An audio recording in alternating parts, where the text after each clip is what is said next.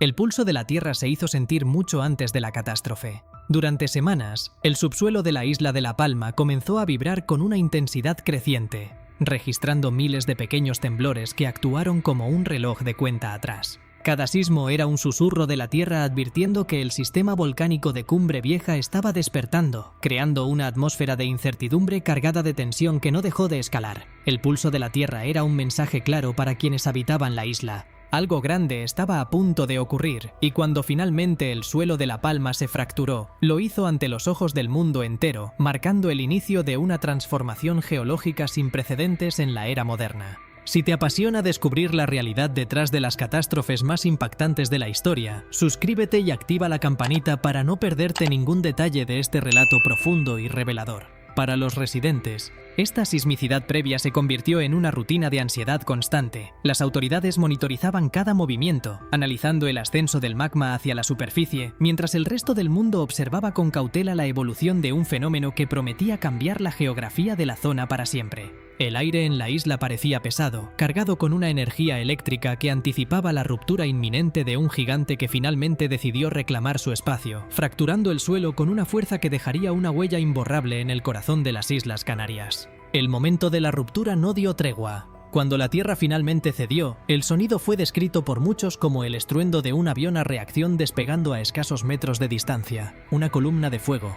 Ceniza y gases se alzó hacia el cielo, marcando el inicio de un proceso eruptivo que duraría meses y que mantendría a toda una población en vilo. La lava, un río de roca fundida a temperaturas extremas, comenzó su lento pero implacable descenso hacia las zonas pobladas, devorando plantaciones, carreteras y hogares con una eficiencia devastadora. A medida que el frente de lava avanzaba, la comunidad se enfrentaba a una realidad dolorosa: la imposibilidad de frenar el avance de la naturaleza.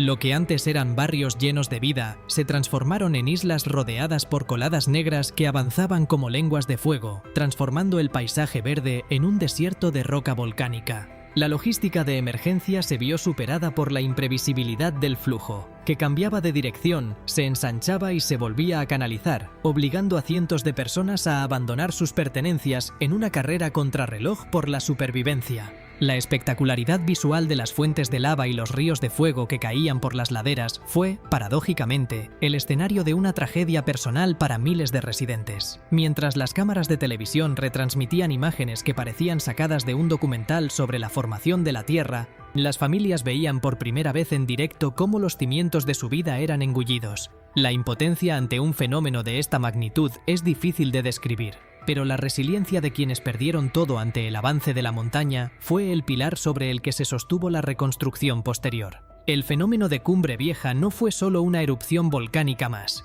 Fue un recordatorio brutal de la fragilidad humana ante procesos geológicos que operan en escalas temporales mucho más amplias que la nuestra. La isla de La Palma quedó marcada por un antes y un después, con una topografía que sufrió cambios permanentes bajo el peso de millones de metros cúbicos de material volcánico. Aquel día, cuando la Tierra se fracturó, la historia de la isla dio un giro drástico, obligando a todos a aprender de nuevo el significado de vivir sobre un volcán activo. La dinámica de la erupción cambió drásticamente con la formación de múltiples bocas eruptivas que comenzaron a expulsar material de forma constante.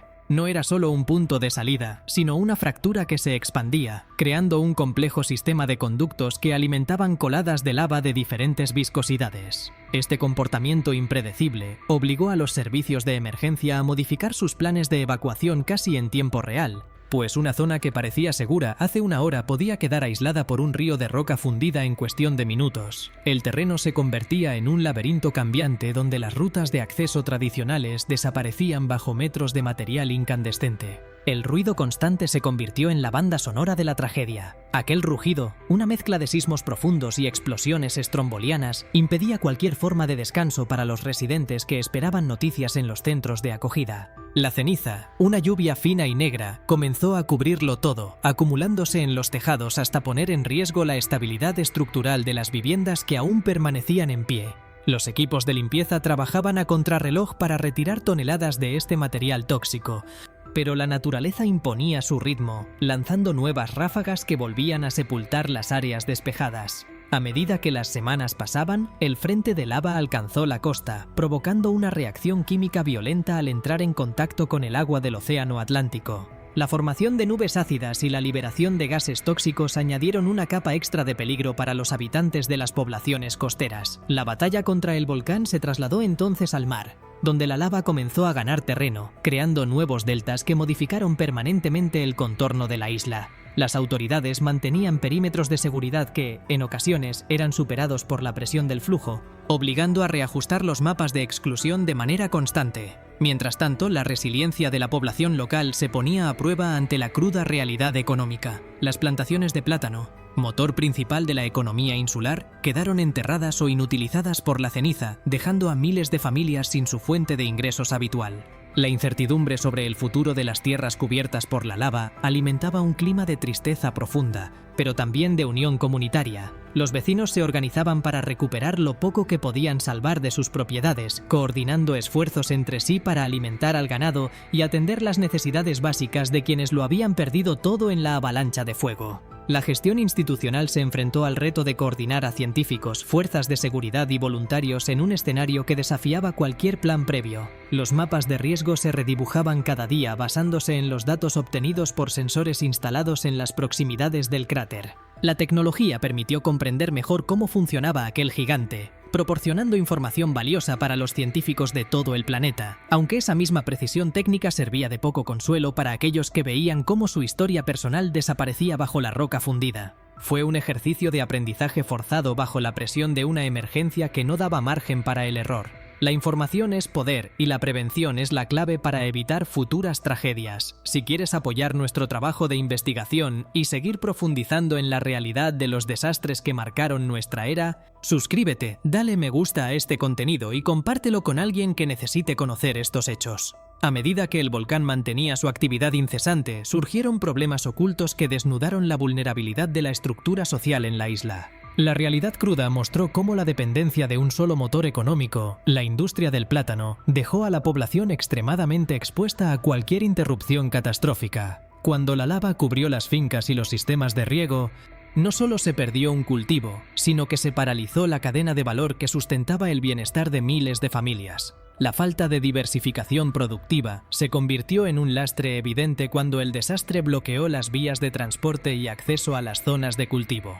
Otro de los problemas que quedó al descubierto fue la gestión de las propiedades en áreas de alto riesgo geológico. La normativa urbanística, que en muchos casos permitía la construcción sobre terrenos volcánicos antiguos o en zonas de clara vulnerabilidad, se vio superada por la realidad de un volcán que no respetaba límites administrativos. Este dilema legal y ético generó una enorme tensión entre los damnificados y las instituciones, ya que la reconstrucción de una vida sobre un terreno que técnicamente era una zona de peligro latente planteaba interrogantes sobre la seguridad a largo plazo que pocas autoridades estaban dispuestas a responder. La convivencia con el volcán también trajo consigo desafíos psicológicos que durante mucho tiempo se mantuvieron en un segundo plano. La sensación de pérdida, el duelo por el hogar y la incertidumbre ante un futuro donde el paisaje cambia de forma permanente, dejaron una huella profunda en la salud mental de los residentes. La exposición constante al ruido, a las columnas de humo y a la ceniza, sumado al desplazamiento forzoso hacia centros de acogida, deterioró la calidad de vida de una población que,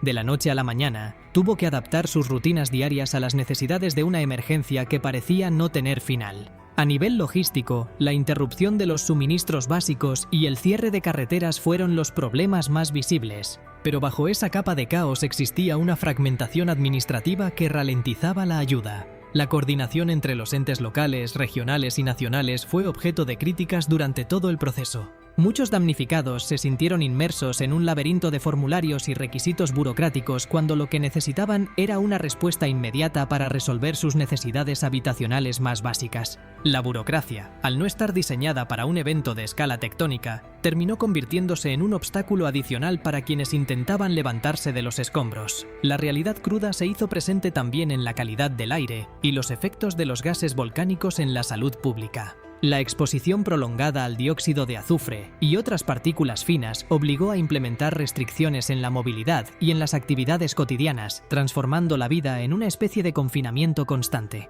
Fue un recordatorio sombrío de que, incluso para aquellos cuyas casas no fueron alcanzadas por la lava, el volcán seguía siendo una amenaza invisible capaz de condicionar cada aspecto de su existencia. El cese de la erupción no marcó el fin del calvario, sino el inicio de una etapa de reconstrucción que se perfila como una de las más complejas de la historia reciente. Tras meses de incertidumbre, el silencio volvió a la isla, pero el paisaje transformado era irreconocible. Miles de hogares quedaron bajo una gruesa capa de lava que se enfriaría durante años, consolidándose como una roca negra, estéril y eterna. La pérdida material fue catastrófica, con infraestructuras, carreteras y centros educativos borrados del mapa, obligando a replantear el urbanismo y la movilidad de una isla que tuvo que aprender a convivir con su propia transformación geológica. La resiliencia de la población se convirtió en el activo más importante frente a la magnitud de la tragedia. A pesar de haberlo perdido todo, los habitantes iniciaron un proceso de recuperación emocional que todavía hoy sigue siendo una tarea pendiente.